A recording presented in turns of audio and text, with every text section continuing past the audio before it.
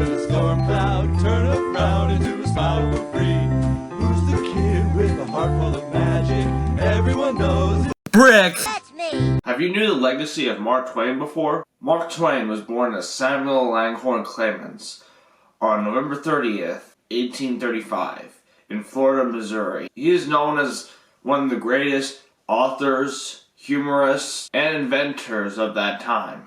And we're going to be going over his best works, as well as what made him known throughout his life and his life experiences that got him to write such stories as Life in the Mississippi, The Adventures of Tom Sawyer, and Huckleberry Finn. We will begin here. When Mark Twain was just about 4 years old, his family moved to Hannibal, Missouri. And this is what inspired his stories in this port town, which include The Adventures of Tom Sawyer and Huckleberry Finn. But his first book, with experiences from that town, would be Life on the Mississippi. And slavery was legal in Missouri at that time. And it was a southern state in his childhood, since this was before the Civil War in the 19th century, which that would be part of the theme in these writings, which would explain why words such as would be said in there. And those terms are pretty racist, but you gotta understand that for that time, those words have to be said because it makes sense for that time being, especially since it's read in the story. In Life on the Mississippi, he talks about how much he wants to be a steamboat man, and how he would go on journeys on the steamboat from St. Louis all the way through the Mississippi River, and from the Ohio River, talking about other people who went straight to Louisville, Kentucky, and a lot of other nearby places. But before deciding on Mark Twain for Life on the Mississippi, he used other pen names, including Josh, until 1863. But how he got his pen name was from this part in Life on the Mississippi, which was Mark Twain, where Mark Twain would mean about 12 foot of water and would go down to a quarter bit of water. This is an expert from the book right here. And that's one of many of the meanings of Mark Twain from his boyhood. And that's how he was known by Mark Twain. After his boyhood and working in the steamboats, he was also a typewriter who wrote humorous sketches in the Hannibal Journal around the 1850s. And Mark Twain would later left Missouri to go to the Nevada Territory. And this is where he would go ahead and work for his brother Orion, secretary to the Nevada governor of that time, James W. Nye, in the 1860s. Mark Twain would have a career in mining, but then he would fail in mining, and so he went back to doing work as a humorist and a journalist. He would work in San Francisco. Mark Twain's experiences in the American West, other than helping out Orion and all his stuff in the Nevada Territory, had inspired Roughing It about his experiences in the American West and how he describes in the book. And his experiences in Angel's Camp in Calaveras County, California inspired the celebrated jumping frog of Calaveras County,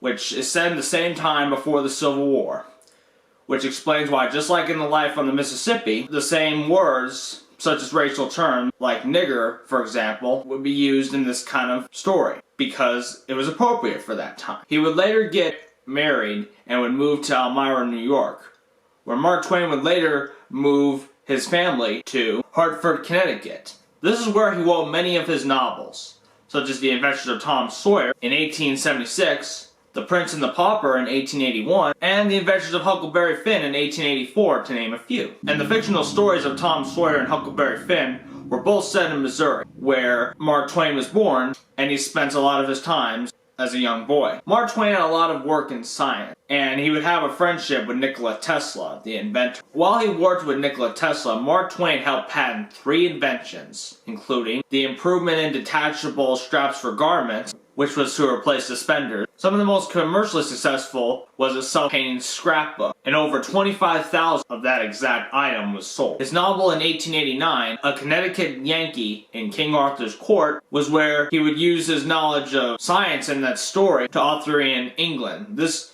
would be for the time traveler, which was the main character of the story. This is probably one of the first stories to introduce time travel, where modern technology would be introduced in King Arthur's time in England. So that's where Arthurian England. A lot of his stories, such as The Jumping Frog of Calaveras County, would be some of the first stories where Mark Twain would have a lot of success as the author. He would have a lot of success as an author for those books, and he made a lot of money too.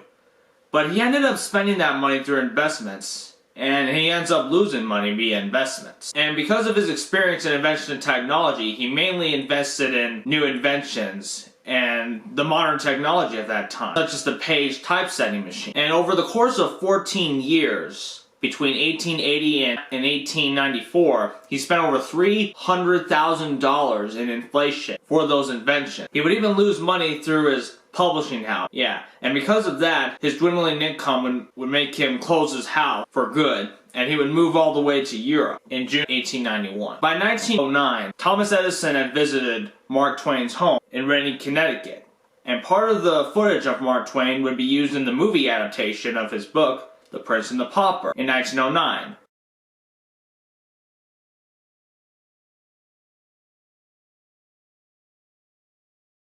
Which is the only existing footage of this film, as this was a two-reel short film based on Mark Twain's story. And Mark Twain himself would predict that he would die soon in 1910, since he was born in 1835, right after Halley's Comet. So he predicted that once Halley's Comet had happened, Mark Twain would die in 1910. And Mark Twain would be quoted for this by saying, in 1909, "I came in with Halley's Comet in 1835.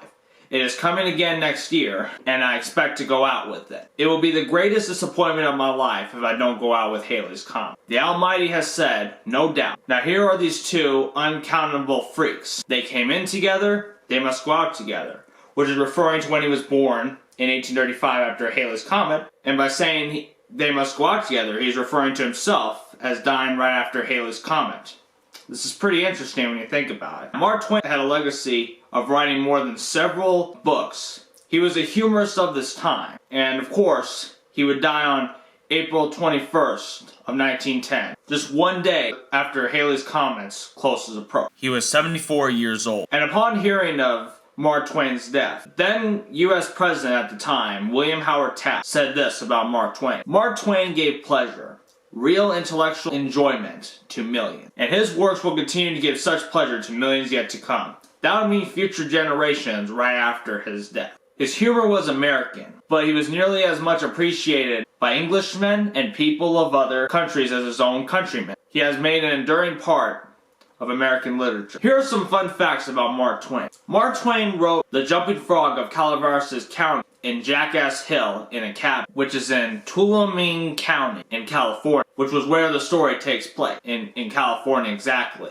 from his experiences in Calaveras County, near San Francisco. Among other stories he wrote for magazines, he wrote President Ulysses S. Grant's memoirs through his fledgling publishing house, Charles L. Webster and Company, which he owned with Charles L. Webster, who was his nephew by his marriage. Tom Sawyer is related to Mark Twain's youth when he grew up in Hannibal, Missouri. And yes, that was pretty much about it.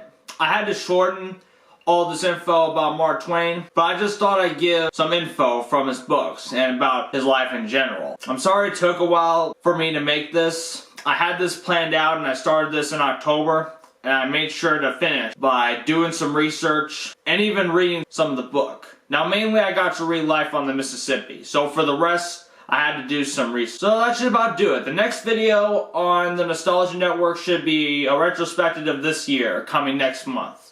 So please look out for that. Anyways, my name is Brick Johnson, this is the Nostalgia Network, and I'm out.